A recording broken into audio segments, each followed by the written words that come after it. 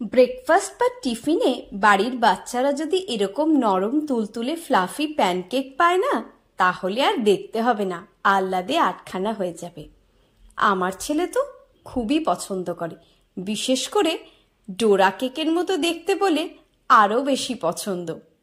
নমস্কার বন্ধুরা, আমি অপালার রান্নাঘরে আপনাদের সকলকে স্বাগত জানাই। আজকের আমার রেসিপি ফ্লাফি প্যানকেক। এটা বানানোর জন্য এখানে আমি 2টো ডিম নিয়ে নিয়েছি। ডিমের কুসুম আর সাদা অংশটাকে প্রথমেই আলাদা করে নিচ্ছি।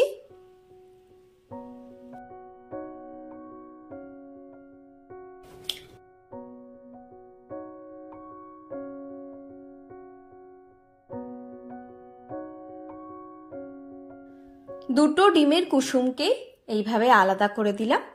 এর মধ্যে 1 চিমটি নুন দিয়ে দিলাম। এবার দিয়ে দিচ্ছি এর মধ্যে 4 টিস্পুন অর্থাৎ 20 ml মতো দুধ। দুধটা আগে থেকে জাল দিয়ে রুম টেম্পারেচারে রাখা। এবার এই 3টে উপকরণকে একটু ভালোভাবে মিশিয়ে নিলাম। নিয়ে নিচ্ছি 1/4 কাপের চেয়ে সামান্য কম, ওজন হিসেবে 30 গ্রাম ময়দা।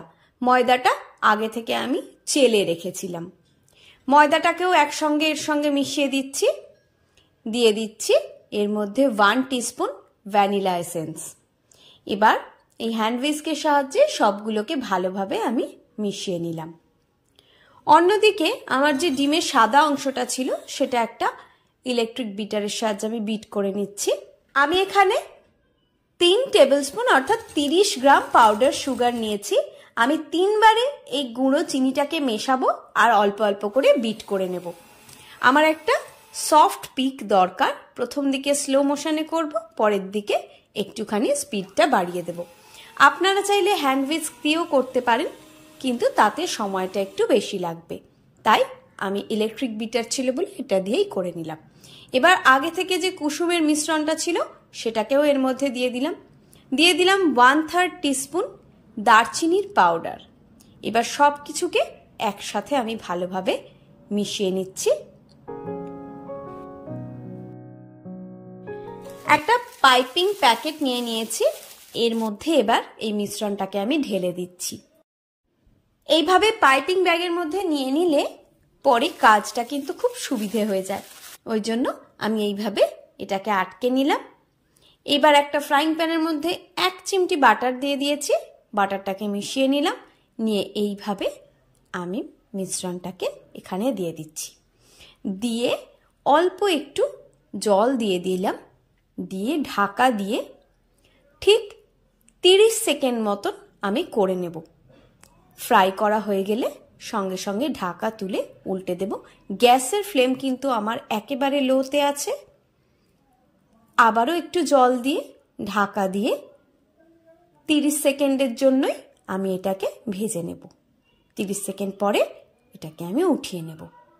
একেবারে নরম তুলতুলে ফ্লাফি প্যানকেক কিন্তু আমাদের রেডি। একইভাবে পরবর্তী প্যানকেকগুলো আমি ভেজে নিচ্ছি। আবারও বলে দিচ্ছি, গ্যাসের ফ্লেম কিন্তু একেবারে লোতে রাখবেন। যদি মনে হয় গরম হয়ে গিয়েছে তাহলে ফ্লেম অফ করে দেবেন। দিয়ে সেই হিটেই হয়ে যাবে। আর 30 সেকেন্ডের বেশি কিন্তু একটা দিক কখনোই ফ্রাই করবেন না। ভিডিওটা সম্পূর্ণ দেখার জন্য অনেক ধন্যবাদ। রেসিপিটা ভালো লাগলে ভিডিওটাতে একটা লাইক দিয়ে চ্যানেলটা সাবস্ক্রাইব করার অনুরোধ রইল। রেসিপিটা কেমন লাগলো সেটা কমেন্ট করে যদি জানান তাহলে আমার খুবই ভালো লাগবে। আর আপনারা কোথা থেকে দেখছেন সেটাও যদি কমেন্ট করে জানান তাহলেও আমার খুব ভালো লাগবে। আজ এই পর্যন্তই। সবাই ভালো থাকবেন, সুস্থ থাকবেন। পরের দিন আবার একটা নতুন রেসিপি নিয়ে আমি চলে আসব। ততক্ষণের জন্য টাটা।